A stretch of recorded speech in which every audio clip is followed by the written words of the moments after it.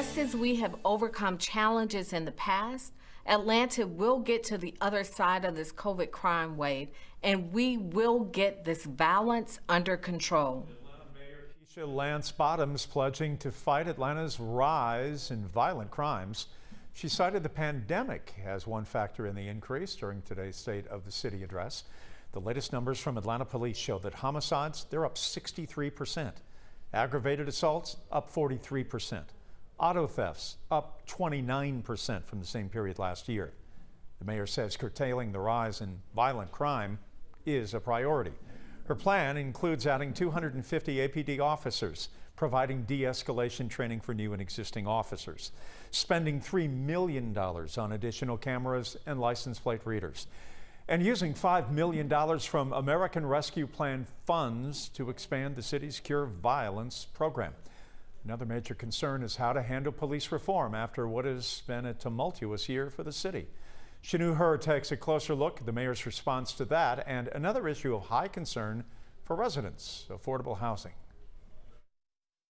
Hand in hand with her focus on addressing crime in the city, Mayor Keisha Lance Bottoms spoke about police reform during her State of the City address, putting an emphasis on building relationships between police and community. Those guidelines call for a change in culture in policing and embraces working with communities to tackle the root causes of crime.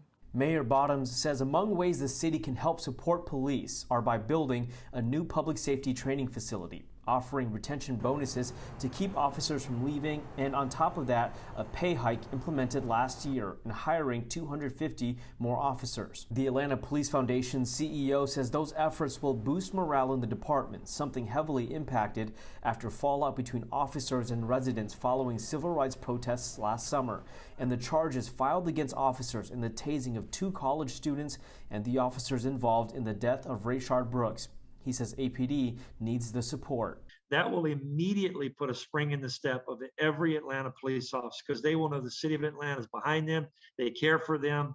They're going to be increasing the staffing numbers to give them help and give them support. In her State of the City, Mayor Bottoms also focused on the city's commitment to residents looking for affordable housing. She says in January, she signed legislation to give the city access to an additional $100 million in new bond funding for affordable housing.